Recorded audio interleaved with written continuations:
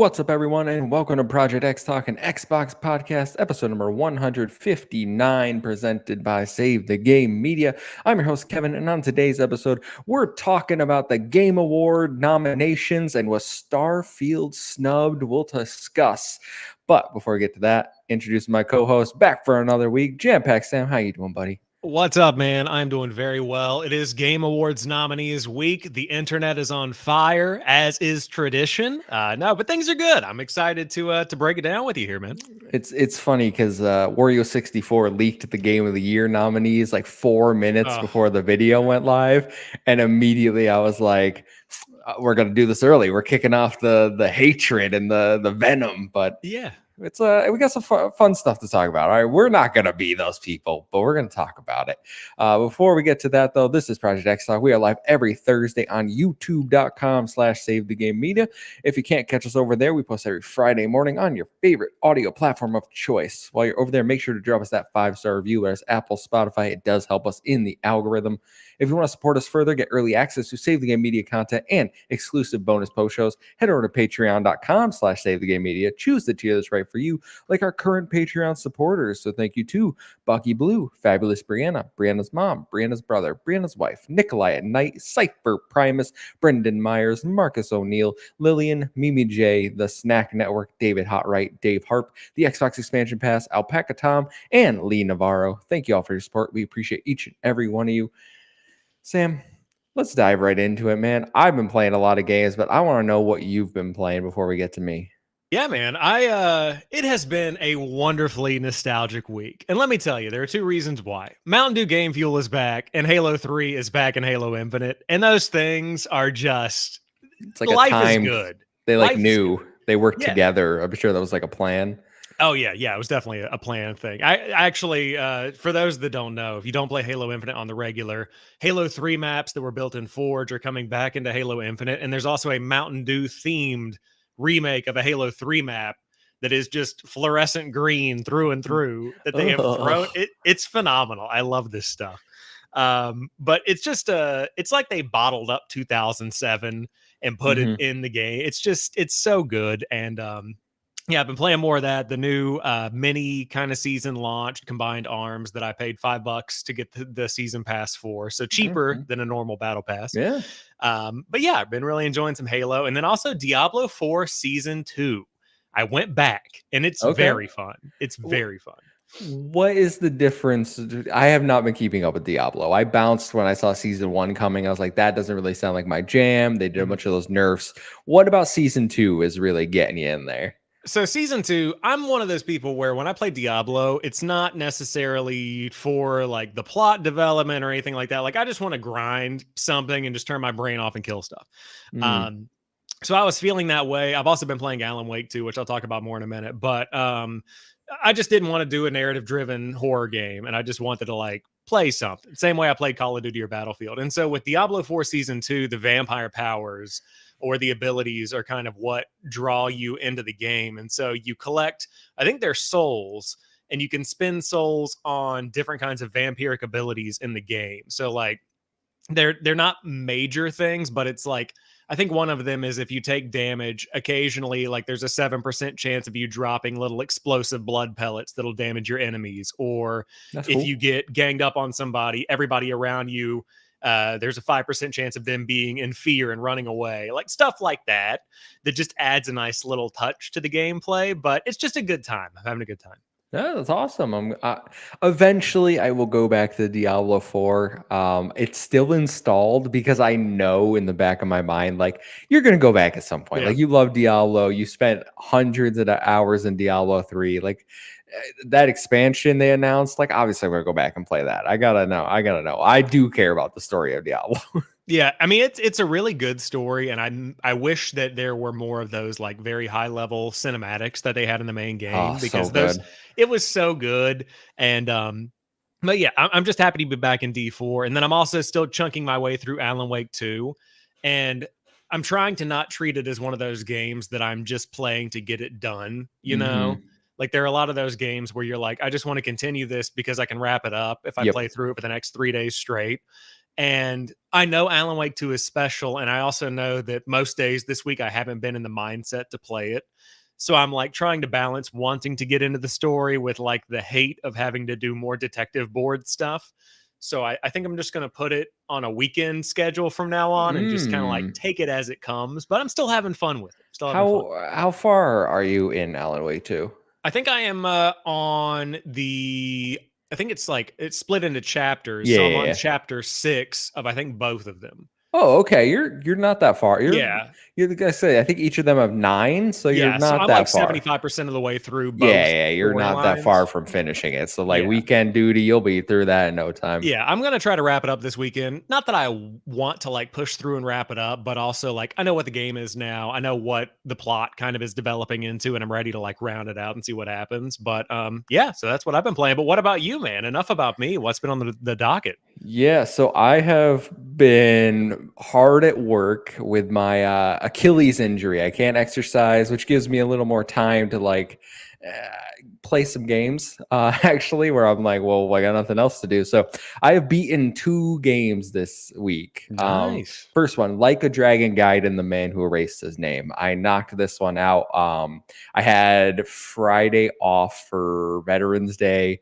And I played way too much, like hours and hours of it on Friday. This game hooked me.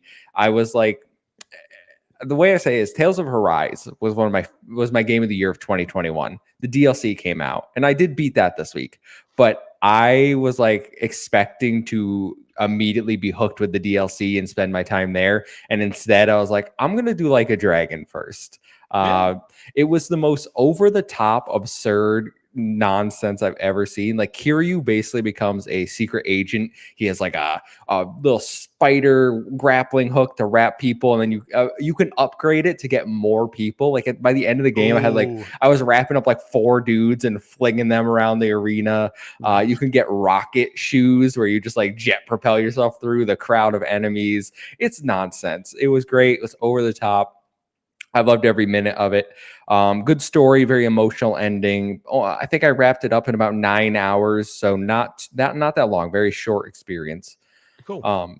Tales of Arise DLC Beyond the Dawn came out as the same day as that. I have wrapped that up. I finished the story yesterday, and then I needed to get my 100% achievements back because this is one thing about Xbox that I don't like. When DLC comes out, it ruins your 100% achievements. Yeah. Meanwhile, on PlayStation, they're like, we're just going to put it on a little separate list. Like even if you have the platinum, like it's not going to ruin that. But I couldn't stand for that. So I grinded. I did 40 side quests and then 12 more character quests. And then I did an arena battle, which some people may judge me for this, but I was level 92 and I couldn't beat the level 99 final like ultimate challenge for the last achievement I needed. And then I went to the store and I saw a plus 10 level up for $2. And I was like, well, time is money and my time is worth more than $2. So that's fair. I just bought it and then I beat it and I wrapped that up, got my 100% back. What I will say about the DLC, actually, it is probably not worth $30. I 100% of the DLC in 13 hours. That's obviously I did everything, but the story is kind of dull until like hour 7. And then the final dungeon's really good. I think the overall theme that they're going for is really good here. It's about like accepting yourself even when like society may reject you. I think it's a good message. I don't think they nail it like the way the main game nails it, which was disappointing because I do love the main game. Yeah. I think that it's hard to sell anything whenever you're like it gets good 7 hours in. You know, like that's a difficult thing to swallow, and I'm sure it'll be good for the fans that are hardcore that want to get back into it. Like you, obviously 100%ing it. I'm sure you'll get into it, but yeah, I don't know. That's a hard sell for $30. I mean, the gamer math checks out. Like you're looking at like less than $3 an hour to enjoy the DLC, I guess. So it's a fair deal, but also maybe a wait for sale. Would you say probably a wait for sale? Yeah. Well, if you haven't played the base game, they did lower the so you can get the DLC and the base game together for 60 now. So if you haven't played either of them, like if you want that, I think that's a pretty good deal. Base game, I think they lowered to 40, so you'd save $10 if you just like you haven't played any of it. Yeah, that's pretty good. Pretty good. Yeah. Other than that, Nickelodeon All-Star Brawl 2, this is my comfort game right now. I hop in, play some matches, do a little of the campaign, beat some, I'm playing some Angry Beavers right now, just whooping some people, enjoying that. This is a game where I'm probably going to like grind it in December and try to like get good, at like the multiplayer. But right now there's like so many other like single player games. I don't have time for like a big multiplayer investment, but it's fun to hop into for a few matches. Yeah, I think you got the name wrong though. I think it is. I think it's the Game Awards nominated Nickelodeon All Stars. Sorry. Best fighting game of 2023, Nickelodeon All-Star Brawl 2. We give credit where credit's due. We've got to call it out. I mean, personally, I was shocked that it was on the list. Also recognize there are very few fighting games in the grand scheme to like fill that out, but cool to see. I still liked it. Yeah, I think there's a few when we get into the stories. I think that was one of the categories I wanted to touch on, but yes, I was also surprised to see that one nominated. And I think I made a little joke and I had to clarify. I'm like, this wasn't a dig at either game, but I said Nick All-Star Brawl 2 and Starfield have the same amount of nominations. That is Game crazy. Awards. That's wild. Just throwing it out there. Been a weird year. Strange year. Very strange year. But if that's all we've been playing, why don't we jump over and talk about the Game Awards? Because the nominees were released on Monday, as we discussed last week. We gave our Game of the Year nominee predictions last year. Neither of us got it 100%. Yeah. But they are announced. We're going to go over some of the categories. So I'm going to share my screen and we'll go through these together because there are some big, not all of them, just the big categories. And then obviously we'll finish with Game of the Year talk. But let me share this. And for our audio listeners, I'll obviously talk you through what we're seeing here. But nominees for the Game Awards. Let me there we go. And now I have to share that. Cool. So let us rock on to, I want to start with best performance, I think, because that's always a controversial one. I personally last year, I understand Christopher Judge getting it, but I think Charlotte McBurney deserved it a little more. So this year's nominees for best performance, Ben Starr for Final Fantasy 16. He was Clive Rosendale. Cameron Monaghan, Star Wars Jedi Survivor. Idris Elba, Cyberpunk.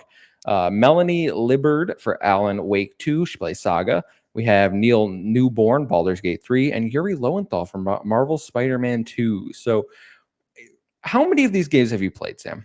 So I have played Star Wars Jedi Survivor and Alan Wake 2. I've watched some of Phantom Liberty.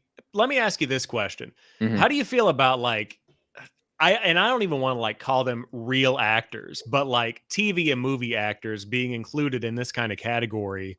Like Idris Elba is like, like he's a pretty prominent actor. Yeah, I watched him in Luther. He was in a Fast and Furious movie. I mean, and then like Cameron Monaghan, I think is how you say his last name. He's in pretty significant TV shows and movies and stuff now too. So at that point, you're like, we're just picking our favorite actors. But that I also don't want to make that sound degrading towards people like Ben Starr, Melanie Liburd, who I don't know if they do movies and TV or not, but like I know them from games.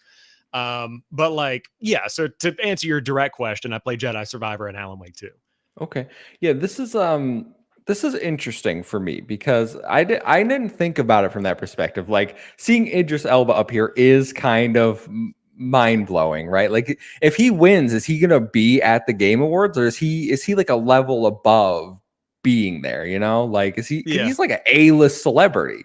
Yeah, I mean, it would be like if you were like best game actor and you put Keanu Reeves in there. You're like, well, he was in Cyberpunk, so I guess it counts, Yeah, this is I've played Final Fantasy 16, Alan Wake 2, and that's it. Obviously, I know Yuri Lowenthal's previous work, obviously amazing. Idris Elba is actually one of my favorite actors in real life. I absolutely love his work. Luther is one of my favorite shows. So if anybody hasn't seen it, you should go watch it. But I think like if I'm looking at this from a game perspective, I really think Ben Starr has kind of had like a breakout year for his role as Clive in Final Fantasy 16. He blows up on social media all the time with he has like funny videos where he pretended to like audition for Mario, where he's like, "It's a me, Oh yeah, I've seen that. Mario." So I would give it them, but Tom, Alpaca Tom in the chat says, I mean, Keanu Reeves would show up. I'm sure he would. He seems like a very nice guy. He would show up. I think that Idris Elba was at an Xbox Phantom Liberty event that I saw, like some kind of like pre-launch party or something. So he may be there. I think if I had to give it to anybody out of my personal like game experience, Melanie would probably be the one to get it because I do think her performance in Alan Wake 2 is good. Then the question becomes like, why was the dude that plays Alan Wake not nominated? Because arguably he's got more of the acting role in there. Like, I don't know. I haven't gotten to the end yet, so I don't know if there's more to be seen. Fun fact about Alan Wake: he is actually two people. Yeah, he's Tom, and then Alan Wake, right? No. I mean, two people play the character of Alan Wake. So the body, the body is he's some Finnish actor, but he does all the mocap and the actual, he's the face and like the live action stuff. But the voice of Alan Wake is Matt Peretta.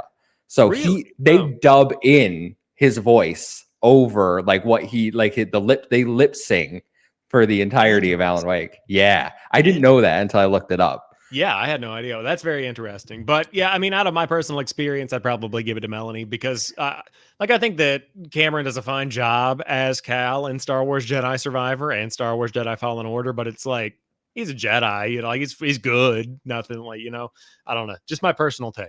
Yeah, it'll be interesting. I'm not going to be mad at whoever wins this category. I think they all put in very good performances. There's no easy way. Let's talk next about, let's go to best score in music, because there's some omissions here that people had some problems with. Specifically, Starfield soundtrack isn't nominated, and also I would say Sea of Stars deserve to be in here. I think their soundtrack is phenomenal. Yeah, I would agree. I fall into this I don't realize what's missing until people call it out. It's kind of like good music just fades into the background, and then you start to realize it's good when you really hear it kind of kick in. And I think that that's kind of where I find myself, because all these have great scores and stuff, but there are probably so many more that I'm not even thinking about. I think there's some good, obviously Alan Wake 2 I think has a phenomenal score, especially for one level in particular that's absolutely kind of blown up on the internet. They just released an official music video for it this week. God. So yeah, I've watched it like a few times. So I'm completely fine with that. Baldur's Gate 3, I haven't heard any of it. I assume it's good. Final Fantasy 16 is phenomenal music.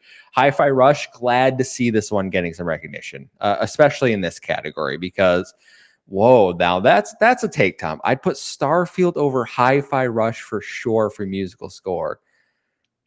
What? I mean, for me personally, I process a score, and this is me being an idiot. I process a score differently than like a soundtrack, I guess is what I think about them as. Like Hi-Fi Rush has a great soundtrack that's like boppy high action. It's what it's meant to be. But then when I think about a musical score, it's like an orchestra, like Starfield, Cruising Through the Stars, the Skyrim theme song, like stuff like that, I feel like is in this. And again, that's just me being dumb about the way that this is categorized. So I totally recognize that. That's fair. I don't Legend of Zelda again. I'm not sure what their I love music. Nintendo Sound Team is their composer. I don't know what the Tears of the Kingdom soundtrack is like. I assume it's very good. Oh, yeah, I assume it's good. Yeah, I made a couple of videos for like Nintendo reviews and stuff, and I threw the Tears of the Kingdom track on there. I just stopped editing for a minute and just listened. It's so it's really good. Personally, not to cut to the chase, I hope Zelda wins out of these nominees, because like it's very good. It's really good. I don't think anyone can be mad about any of those people winning, and that's not what I wanted to do. There's really no way to get to the category screen easily in here. Again, any one of those. I think we have some really strong nominees for best score in music. Best narrative. Because then it won't share the screen. I'm gonna go to best narrative next. We're seeing similar. This is one of my problems with the Game Awards, and we're going to go through it, but I feel like a lot of the games are just repeats for every category.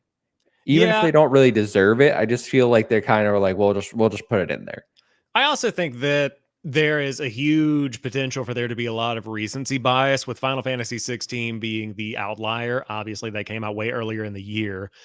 And it could just be that the back half of this year is just loaded full of huge games that might be top of mind. But when it comes to the nominees and the nominating committee, it feels like a lot of this is just what is the newest thing that these gaming critics have been thinking about Hmm. that could potentially be best narrative. And these are the things that emerge. And then, like, a lot of them might be Final Fantasy fans. Like, that's the way that I kind of process this. Yeah, I saw a lot of people saying that with Alan Wake 2 for getting so many nominations, which I have a little thing here. So for the Game Awards this year, the most nominated games are for with 8 nominations, Alan Wake 2 and Baldur's Gate 3. So I saw a lot of people saying Alan Wake 2 is getting in on recency bias for a lot of these categories. I think a lot of what Alan Wake 2 has been nominated for is justly earned, but I also do think that there is some kind of like proximity to the awards being selected. I do think there's an element there, but I don't think that it's misplaced to the level of like people calling it a disgrace for it to be included here. Hmm. Yeah, it's hard for me because I say I love Alan Wake 2 and think it deserves the recognition it's getting. I don't view it as recency bias because like it's hard for obviously I wouldn't know if I was like influenced like that because I would have the bias, but I just I just think like I'm looking at the other games and I was like, yeah, I've played those, but Alan Wake 2 is better. Like either from like Final Fantasy 16 that came out in June, and I would say Alan Wake 2 is above Final Fantasy 16. This category we're looking at, by the way, Alan Wake 2, Baldur's Gate 3, Cyberpunk, Final Fantasy 16, Marvel Spider-Man 2 is best narrative is the category we're in right now. I I don't know about Marvel Spider-Man 2 being in here. I haven't played the game, but I've heard the writing is a little Marvel-y. And how good can a comic book game like superhero be, you know? Yeah, I mean, it depends on how you break it down. I think that with Spider-Man 2, it's a comic book game and you're going to get the comic book tropes of like, protagonist presented, antagonist presented, then like like it just goes. And I've heard there are twists and turns throughout it, but it's still pretty much just a Marvel game. And then also like to what Ghostly March said in the chat, isn't the narrative for Baldur's Gate what you make it? Like it had hundreds of variables in the gameplay. I'm not sure it should be included here. I think that it's like a personal preference thing for a lot of people because for me, I feel like Alan Wake 2 is what I would want from a narrative because Hmm. it's creative in that it's got two different stories that are being told simultaneously, but at the same time, it's a narrative driven linear kind of game where you're just working through it and a story is being presented versus something that is impressive like Baldur's Gate 3, where it's got a really robust narrative with so many skews on it that they've somehow made it still feel like a one entire experience. I guess that's still impressive in another way, but it's like which one do you prefer is the problem with this category. I think we had an issue with no, we didn't, but I think people had an issue with this category last or was it last year or the year before? When did Elden Ring come out? Because wasn't Elden Ring Yesteryear. yes, wasn't Elden Ring also nominated for best narrative? And I remember Was it? people throwing a fit about because there was a whole discussion about how Elden Ring doesn't have a story. So Yeah. how can it be nominated? I swear I remember that. So that like kind of translates the Baldur's Gate 3 if the story is whatever you make it, what is the actual story? Or do we take into account like there's so many narrative threads that you can go that exemplifies the quality of the narrative. Right. Let me revisit. Yes, according to NPR, which had Game Awards coverage apparently. Yeah, Elden Ring, A Plague Tale Requiem, God of War Ragnarok, Horizon Forbidden West, and Immortality were all nominated for best narrative. Yeah, see, uh, some of these nominations every year, there's always a surprise one. Before we go any further, Sam, how do you feel about an expansion like Phantom Liberty getting nominated? That's a really good question. I don't necessarily mind it because of how substantial Phantom Liberty is. Like it is in a way its own game. I don't know if you can or can't buy Phantom Liberty standalone. I don't think you can. I think you need Cyberpunk, like the base game. Yeah, I think you do too. So, like, even just factoring that in, like, it is DLC at its core, so it's not a standalone, but there is kind of like an entirely new narrative that's being told. They've revamped a lot of the stuff. I'm fine with it. I don't think it's going to win based on that. You know, even that alone, I think that that's going to cost it a lot of votes from the voting committee. It's funny because Cyberpunk, I heard some initial buzz, but I don't feel like many people actually talked about or are talking about Phantom Liberty, like in the same way that they're talking about other games that we've played throughout the year. Yeah, it was a 3-day buzz where like people were Yeah. like, "Oh, Phantom Liberty came out. Cyberpunk's good again. Oh, it's really good. Idris Elba's great." And then like immediately it was just like, "Hey, it's time for Starfield," or whatever the next thing was that came out. Yeah, yeah. People were hyping up for Spider-Man. Sam, let's get a little controversial. I want to go to best indie game if I can find it here. You were on it to the Was I? left, Oh two up. God. Yep, nope. Down Best below. Yeah, independent there game. you go. Wow. Yeah. They can't even. Okay, see now this is gonna perfectly exemplify what I'm talking about. Okay, so the nominees for best indie game: Cocoon, Dave the Diver, Dredge, Sea of Stars, and Viewfinder. So the reason I was looking for indie, the word indie, and not independent, is because Dave the Diver is not an independent game. The studio is owned by Nexon, a publisher. That is not an indie game. I mean, I see it in a lot of different ways, and it ultimately depends on how. And I saw some conversation on this on Twitter, but like, how do you define an indie game? Is it by definition an independent studio of a whole bunch of like ragtag people that came together to make their own game, or is indie at this point in the game stuff that's just by nature not a AAA release? Like, how do you define indie? Yeah, I have a problem with that narrative because I think it's a slippery slope into getting bigger studios making games that aesthetically look indie. So an Yeah. example I used was, well, Pentiment looks indie. It was made by like 10 people, but it comes from Obsidian, who is owned by Xbox. So if we're going to start calling those type of games indie, I think that is a problem. Like indie to me, and people are using the music sample, like indie rock is an independent artist like it used to be. And Yeah. I don't think we should move that way for games because unless we come up with some other sort of classification, like I heard people throw around like, well, triple I or like independently published, like weird things that kind of differentiate it more. But the indie category is getting convoluted where we're getting games that aren't actual indies nominated. Yeah, I mean there's definitely a problem here. It's just the issue is that people have a general understanding of what indie games mean, but nobody has really defined what that is universally. I think that's the problem is that like all of these in my mind for me could be described as an indie game because previously Dave the Diver coming out meant Rocket. I don't know who any of these people are, but the reality is they are owned by a bigger giant mega corporation. And so even with stuff like Sabotage Studios, yeah, it's independent, but also like they used the messenger money, which is like a shit ton of money to make Sea of Stars. So it's like, is there like a monetary threshold? Is there a Mm-hmm. parent company threshold? Like at what point do we draw the line? It's a good conversation because I think right now for me the line is drawn at if you are owned by a publisher, you're not indie. If you are actually an independent studio, it's an indie game. But that does get into deeper categories because you look at something like Hellblade, right? When Ninja Theory made the first Hellblade, they called it a triple I game because they were independent. They weren't owned by Xbox yet. So technically Hellblade is an indie game. But when you compare something like Hellblade, which probably had a few $1 million in budget, to something that is making, $100,000 in budget and it has like nice little pixel art because that's all they can afford. It's a very different comparison. It's a different conversation. It's almost a different world. Yeah. Yeah. Well, let me ask you this just to throw a wrench in everything. According to the official Bungie press release, as they got acquired by Sony, they said, we will still continue to independently publish and creatively develop our games.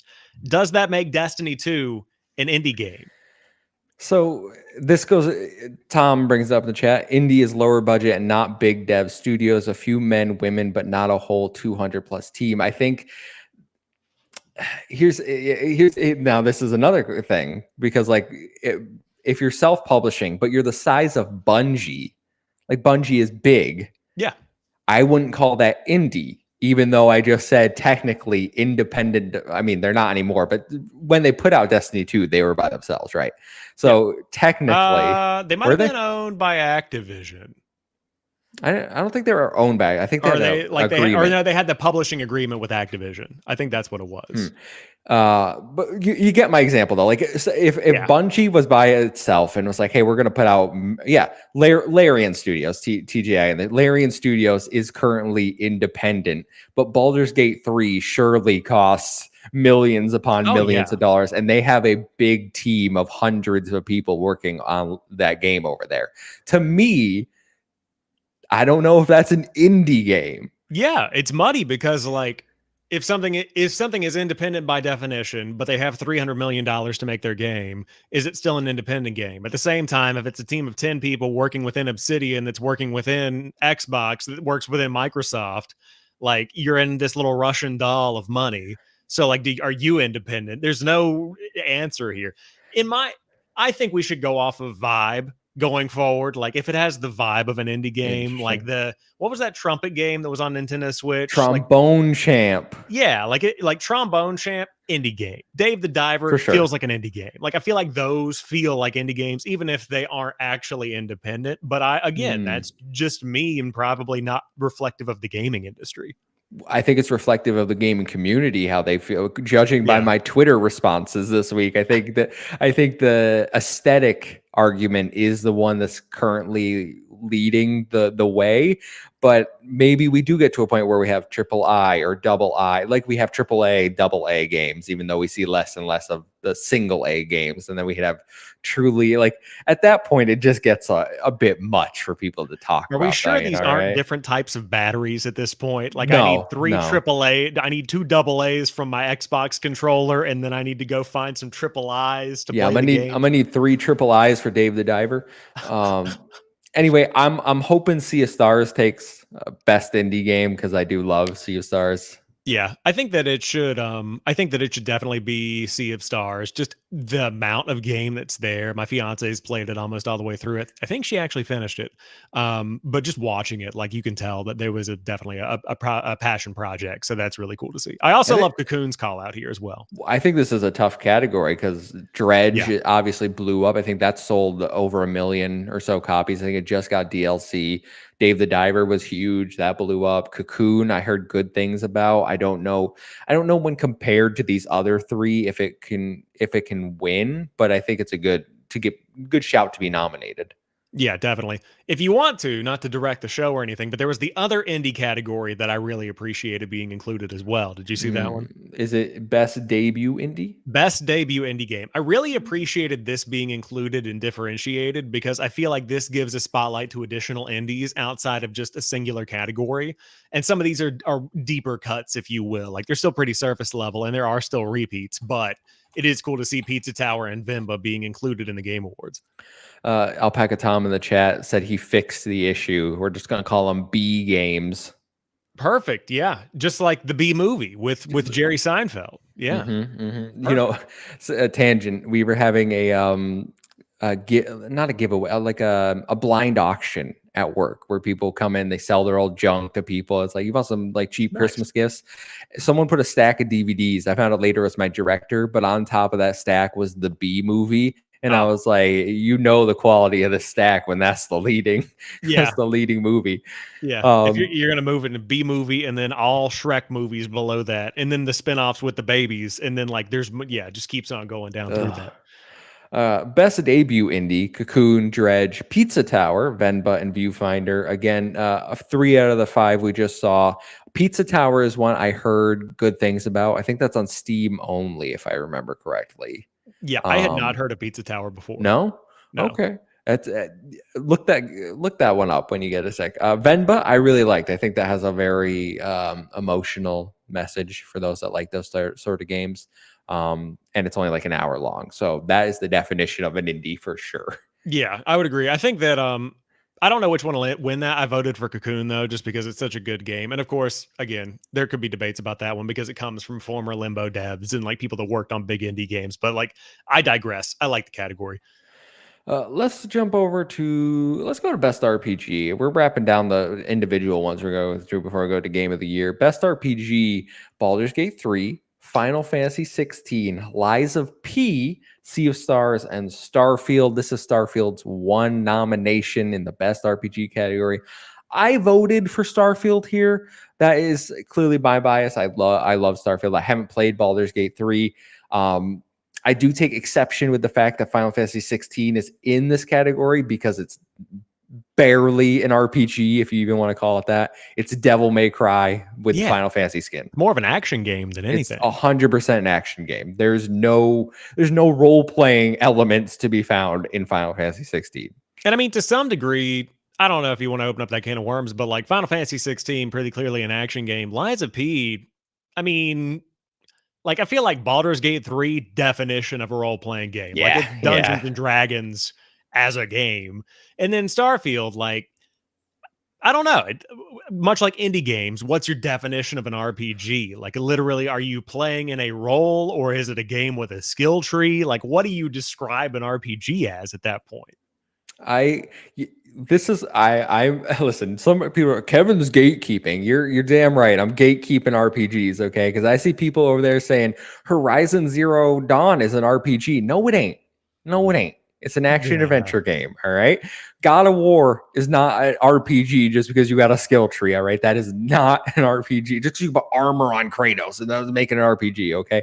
I think Starfield is a great example of an RPG because in that game, you can take multiple different roles and have different paths. Like you can be a space pirate. I was a space cop, as we discussed in our lengthy Starfield episode. Like, I think Starfield certainly belongs in here, even though like it's not a first-person shooter. That's just the combat. If you choose, I was a third-person melee fighter the entire game. So that's what I'm saying. Like, you can choose the way you play that game, much like you can play Baldur's Gate 3 however you want to play it.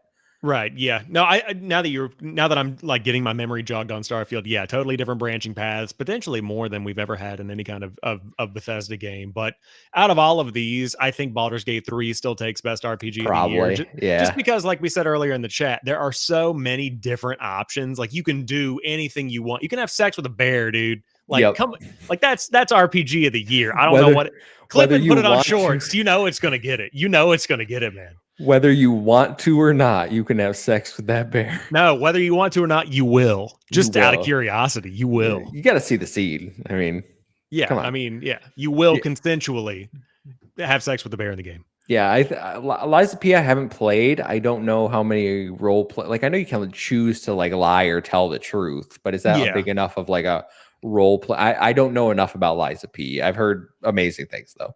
Yeah, I played a little bit of the demo, but I haven't gotten back to it since it's been such a crazy season. I'll probably hit that one up. Feels like a Christmas game for some reason. Just gives me that kind of vibe. I don't know why.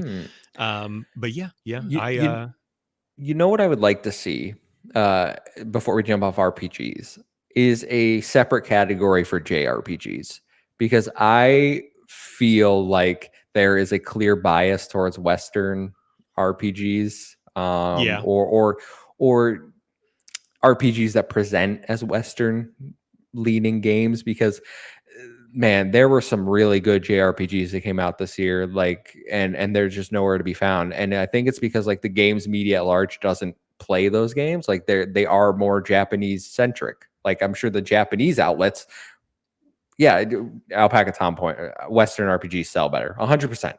100%. Like when I'm looking at the Trail series, which I loved, and they put out 2 games this year, both phenomenal. No, I don't think anybody played those, because when they sell like 100,000 copies, they're like, let's go, you know? Yeah. I think that there are at least two categories, and we can talk more about this when Game of the Year comes up. But like, I think that is a totally valid additional category. I also think remakes deserve their own category. Remakes or remasters. I think it's high time. Much to your point about JRPGs, we're getting to the point where there's such a volume of good JRPGs that are big in the media that it now warrants its own. The same way we have tons of remakes and remasters these days. Yeah, no, that's a good conversation. I want to have it when we get to the Game of the Year discussion. I just want to quickly go through best fighting game. God of Rock. I don't even know what this is. Never once heard about this game in my life. Mortal Kombat 1, Nickelodeon All-Star Brawl 2, Pocket Bravery. Also, never heard of this before. I am in multiple fighting game communities, all right? Like Guilty Gear, Smash, Nick All-Star Brawl. Like, I frequent these places. I don't hear about these games.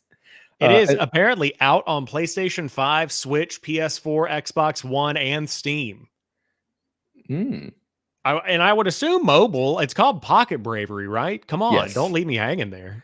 Yeah. And Street Fighter 6 is the last one. I think realistically, it's between Mortal Kombat and Street Fighter, right?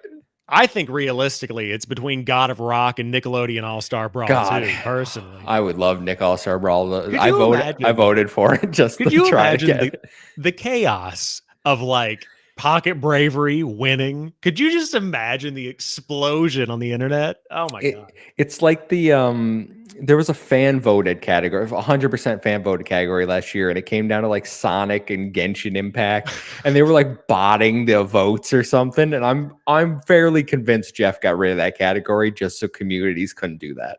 I mean, when you listen to the gaming community, I even put a poll up on my own YouTube channel of like, here are the Game of the Year contenders. What's your Game of the Year? I had people being like Overwatch 2, CSGO 2. And not that that's a bad opinion, because any opinion is a fine opinion because it's your own. But it's like, really? Overwatch 2? Did that even come out this year? Like, if it did, geez, man, that's crazy. Did it? I think Overwatch 2 launched this year. Oh, wow. I would have never known. No, it came out last year. Last year. My bad. Yeah. But yeah, anyways, the category is crazy. I do think it's probably going to be Street Fighter 6. I think it's probably going to be the winner. Yeah, I think so too. Best action game, and I think we'll go to the Game of the Year. Armored Core 6, Dead Island 2, Ghost Runner 2, Hi-Fi Rush, and Remnant 2. Obviously, I want Hi-Fi Rush to win, but I'm okay with Armored Core, or I've heard really good things about Remnant, to be honest. Yeah, I think that this is a tricky one because they're all so different. And I think that Ghost Runner 2 and Dead Island 2 are just similar in nature, but Ghost Runner 2 is obviously more of like a Mirror's Edge with a sword versus Dead Island 2 that's just zombie chaos. I think that my question to you is, will Armored Core 6 get it because of bias for From Software? Possibly. I don't think Dead Island 2 has a realistic shot. I think Hi-Fi Rush, Armored Core, and maybe Remnant has an outside shot at getting. But those two are clearly the front runners for that. I just want to know, like, best action game and best action/adventure game. Why we draw such a difference? Like, what is the difference? Well, first of all, where's Final Fantasy 16 in the action game category? That deserved to be there. Yeah, I think that's fair. I think that the action adventure category, maybe it's just like more open-ended. Just thinking about how like Star Wars Jedi Survivor and Tears of the Kingdom, you can kind of like do your own thing, go wherever. Haven't played RE2 or RE4, don't know. Alan Wake 2, you've got choice in how you go through things. Spider-Man 2, I think there's choice too. Maybe the choice is the differentiator. I don't know. I think I personally voted for Spider-Man in this because I think it deserves. I don't think it's going to win Game of the Year, so I think it deserves some category where I think this is probably the one that exemplifies like its genre the best. Although Zelda could possibly take this one as well.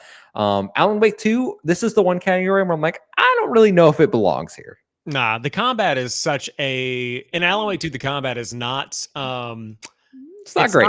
It's not bad. It's not bad, but it is a means to an end. It delivers the story and it gets you through stuff, but it's not worthy of being like, the gameplay is not worthy of being nominated for like a Game of the Year.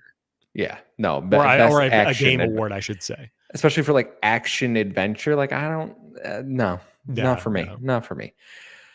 Sam, let's go to the most controversial. Well, depending on who you ask, but Game of the Year, the nominees are in. We're going to talk about it. So there's 6 nominees. Alan Wake 2, Baldur's Gate 3, Marvel Spider-Man 2, Resident Evil 4, Super Mario Wonder, and The Legend of Zelda Tears of the Kingdom. First of all, Sam, how are we feeling about these nominees? Obviously, we got a lot of these right when we guessed last year, or last week. I think we both said Baldur's Gate and Zelda. Yeah, I said Mario and I said Spider-Man, and then I said Alan Wake. So the one I was missing was Resident Evil. Yeah, I don't think that Resident Evil 4 is eligible for Game of the Year. My personal 2 cents.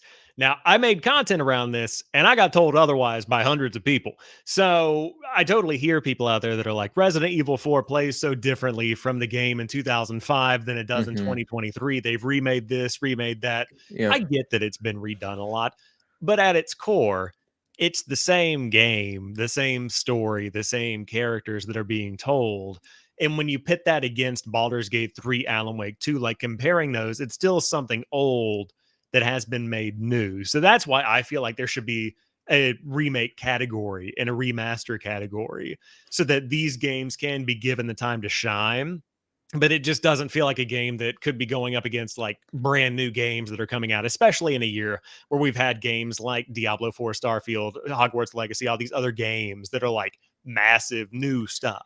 Yeah, I think that's where most people are getting hung up on Resident Evil 4's inclusion, because we have had new stellar IPs, things like Hi-Fi Rush that came out, right, where that scored 89 on OpenCritic, was well received, sold well, and that could have been used to highlight a new entry, a new franchise, as opposed to like, oh, well, Resident Evil 4 came out in 2005, and we remade it. Now, I'm a little torn on the remake discussion, and I was discussing with Captain Logan in the XCP Discord and a few others there, where should remasters and remakes be eligible? And I'm firmly remasters, absolutely not. You're just upping the resolution. Like, there's absolutely no way do remasters deserve to be eligible.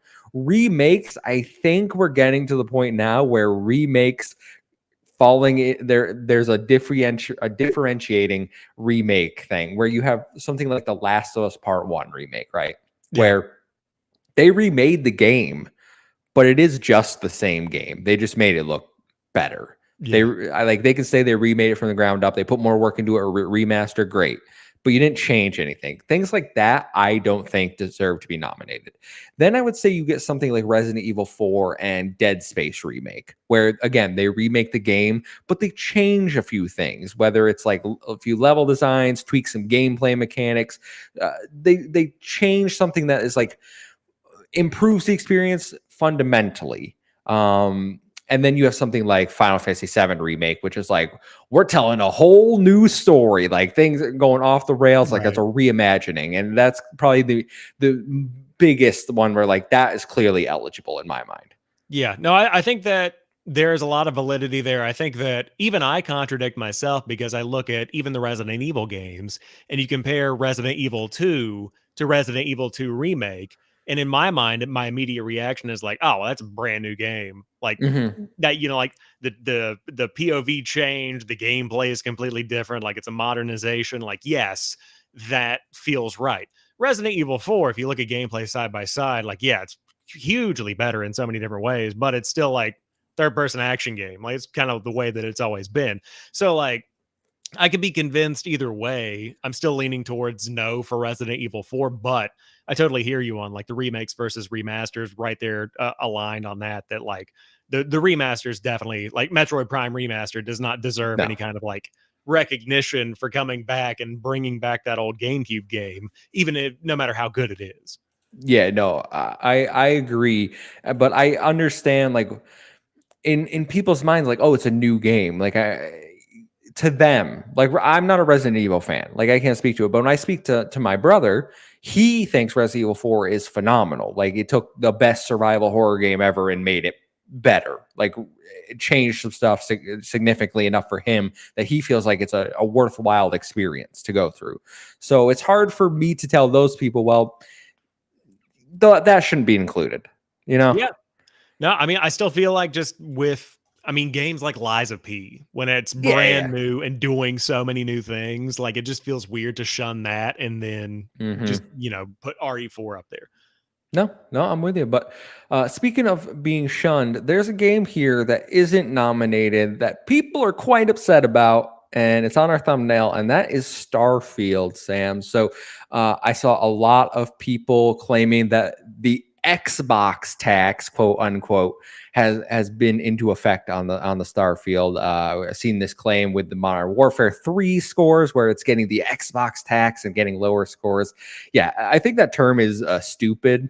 Oh yeah. I just want to throw it out there. If I don't know who's some people I'm sure are using it in jest, but like even I made a joke about it where I was like, I don't understand, guys. Of course, there's tax on Xbox. It's 7% here in New York, just like everything else. Boo. Boo. Yeah. Do you think Starfield got snubbed? Like honestly, do you think it deserved to be nominated for Game of the Year? Initial reaction, no. I do think that like other games got snubbed, but I don't think that Starfield deserves to be game of the year whenever there are so many other games that came out that arguably did more groundbreaking stuff and arguably went above and beyond to deliver something incredible. And that's not to say that Starfield doesn't deserve something potentially like best RPG of the year. Like I'm glad it got that nomination, Mm-hmm. but I don't think it's game of the year material for me. And it could totally be like I know it's Luke Lore's game of the year right now. I think last time we checked about it. And like tons of other people are really enjoying what Starfield brings. I do want to go back to it. I know the expansion's coming out. I want to go back to that, stuff like that. But I mean, putting it up against games like Baldur's Gate 3, Spider-Man 2, Alan Wake 2, all of these are very different games, but there's like a different bar that I think is set for other games. And I just don't see Starfield hitting that right now. Do you, in the eyes of the Xbox community, though, they think that bar was hit, but it didn't get the review scores because it's an Xbox game. Is my understanding of people's criticisms of this. I mean, I don't think that it being an Xbox game took it out of the running. I think that if anything, it being an Xbox game just impacts the overall game's perception from the launch. I don't know if it impacts like the game of the year. I mean, do you feel otherwise? How are you feeling about the Xbox tax? Is it real or is it like No, Bigfoot? no, it's. I do not think the Xbox tax is real. I love Starfield. It's certainly in my top 3 games this year. Like if maybe 5 if I sit down and Yeah, figure top it five out. for But me. like I loved my 40 hours with Starfield. I did the main story. I did all the faction stuff. I did a ton of side quests. Like I could not remember being so addicted to a game when that came out. I was like trying to play as much as possible. I was so in love with Starfield. Was it exactly what I was looking for? No. But what was delivered, I think, was a phenomenal experience. I don't personally care about review scores. I think it's like an 86. That's completely fine with me. I think that's a great game. But I think the games nominated here, like you were saying, are that one level above, right? The only one that maybe I would question is Mario Wonder. After having played, I'm in World 5. I don't know if Mario Wonder is really that game of the year contender where it's like it got like a 92 on Open Critic and stuff. Like I don't know if the reviews should be that strong. That kind of leads me to like, is it Mario by like it's a new 2D Mario game? Maybe I just don't like 2D Mario as much as other people, so I can't see the love. But like I've talked to Seth Sturgill, a friend over at All End and Carpool with the Nintendo Drive. He thinks it's a good game, not a great game. It's not the best Mario game ever. So like this is the only one out of these 6 where I'm like, that could have been possibly replaced with something else. Yeah, no, I'd agree with that. I think that like Captain Logan says in the chat, Starfield is one of the best Bethesda games Todd Howard has ever put out, and it is Agreed. absolutely one of, if not potentially the best Bethesda game that they put out. I think Starfield is probably second to a game like Skyrim. I think that's pretty generally like, as far as cultural impact goes, Skyrim's probably a better game, Mm-hmm. but Starfield totally deserves its recognition in the context of where it's at in Bethesda's history. I just don't think that Xbox tax or not, it's going to be in this list. Now, Super Mario Bros. Wonder, I've heard great things about. And again, this is such a subjective thing where everybody's got their own opinion. I couldn't care less about a new 2D Mario game. So I definitely wouldn't put it in my game of the year contenders. So like that would definitely be dropped from mine. But I understand the impressiveness of a 2D Mario coming out, being good and doing new stuff.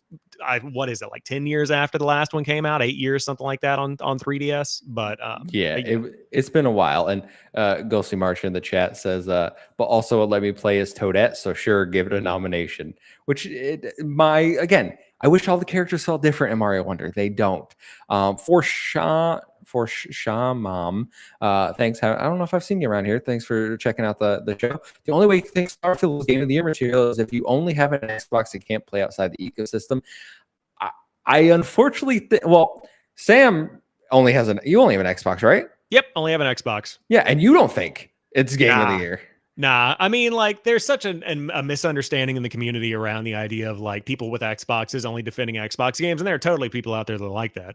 But like for me, I do play a ton of Xbox games. I play a ton of what comes to Game Pass, but I'm not delusional. Like I still know Game of the Year material when I play it for what it means for me, And so like it's just not there no matter how you cut it. Even as a guy who has like tons of Halo stuff and Xbox stuff behind me, and like Starfield, I have a Starfield keychain that actually is a defaced lanyard from GameStop that people have been hunting for, but I just cut it up and put it as a keychain. But I have Starfield, like I love it, but it's just not Game of the Year. Yeah, Cats of Logan, it is weird that once again Xbox doesn't have anything in the Game of the Year nominations. So I think this is the 14th year that they don't have a game nominated. If I believe I saw that stat somewhere where Xbox has missed out for Game of the Year at the Game Awards. I don't know if that's a true stat, but that's what I'm going with. I would say it's kind of deserved because the Xbox One generation, they didn't put anything out of that quality. I think Starfield is the closest they've gotten to getting in that conversation. But I think going forward, like that narrative is going to change. I think things like Hellblade, Avowed, if that shapes up, like there are going to be future projects coming from Xbox that will push the envelope and probably end up in the Game of the Year conversation. Yeah. I mean, I think that it's hard to say that it's, like you said, not something that has been deserved. Like, I do think that the Game of the Year omissions is a reflection of like, if Starfield came out last year, immediate winner. Because last year was a barren wasteland of like nothing. Well, actually, no, we had Elden Ring, so I'll shut up. And God of War Ragnarok came out last year. But like what I mean is like nominations. Like not to say that Starfield would cinch it, but like it definitely would have been at least nominated. And it would have been a top 3, potentially top 2 contender. And I feel like the stuff that hit this year from Xbox, even when you count in like the acquisition stuff, like they just acquired Diablo and they just acquired like all these other things that are really good.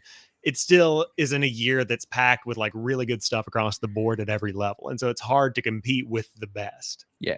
Last year's Game of the Year nominations, God of War Ragnarok, Elden Ring, Horizon, Plague Tale Requiem, Xenoblade 3, and Stray. So obviously you take out Stray and put Starfield in there if it hit last year. It's all about timing with these things. And unfortunately, 2023 is the best year in video games. Yeah.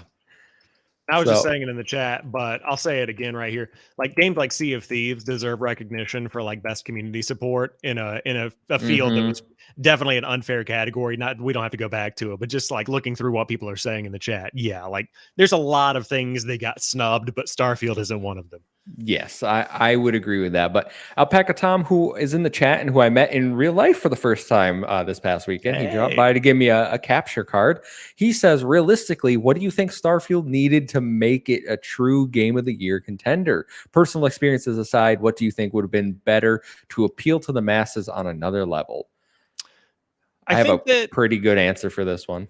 Yeah, I think that my general take is that people expected Starfield people expected Skyrim in space, and like it hit the expectation. It is indeed Skyrim in space, and I think that it is a Bethesda game at its core. It's got the dialogue options and things like that, but it doesn't do beyond like the setting and the worlds you explore and stuff like that anything really new. And the traversal system between the galaxies and universes and planets and stuff, or whatever you're going through, feels clunky. It's just not as smooth of an experience. And as like, if they had done the Baldur's Gate 3 treatment with the character development in Starfield, like that would have been something crazy.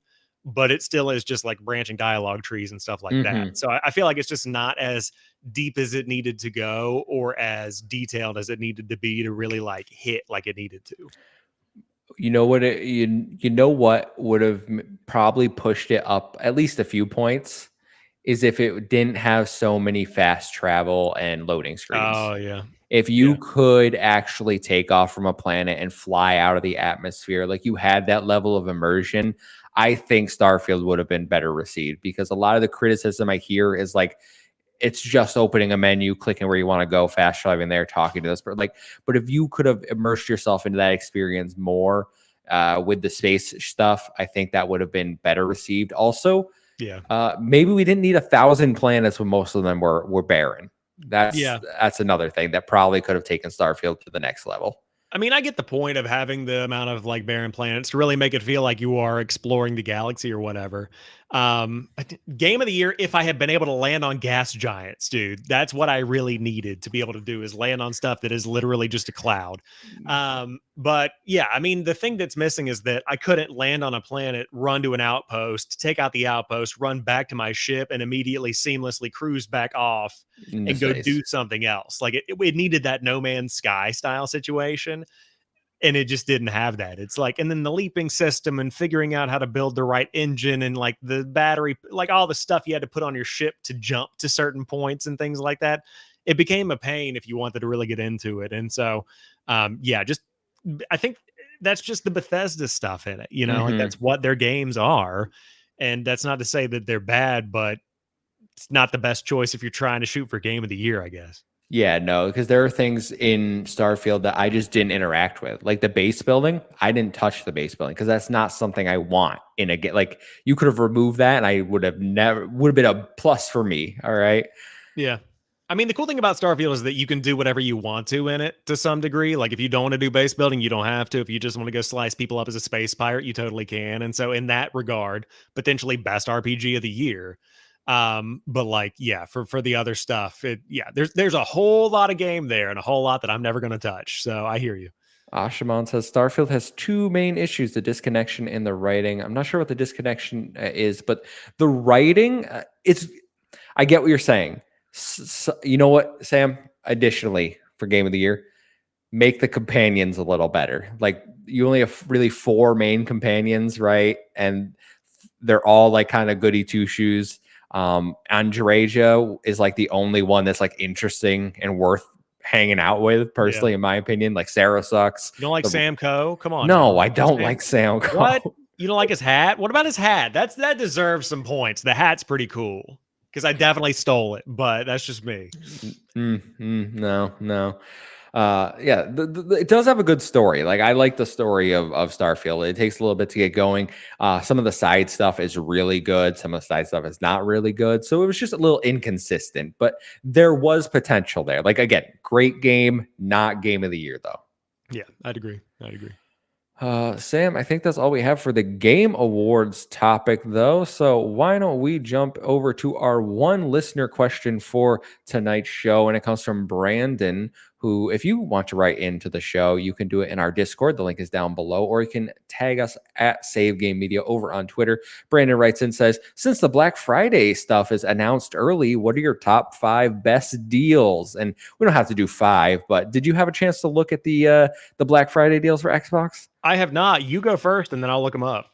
Yeah, so there's some good deals. I already bought Alan Wake American Nightmare for $3 on the Xbox. So yeah, I'm in a Remedy mood. I don't really have it in me to play Quantum Break right now, but I was like, you know what? I want to dive back into the world of Alan Wake. So I saw that was on sale for $3, picked that up.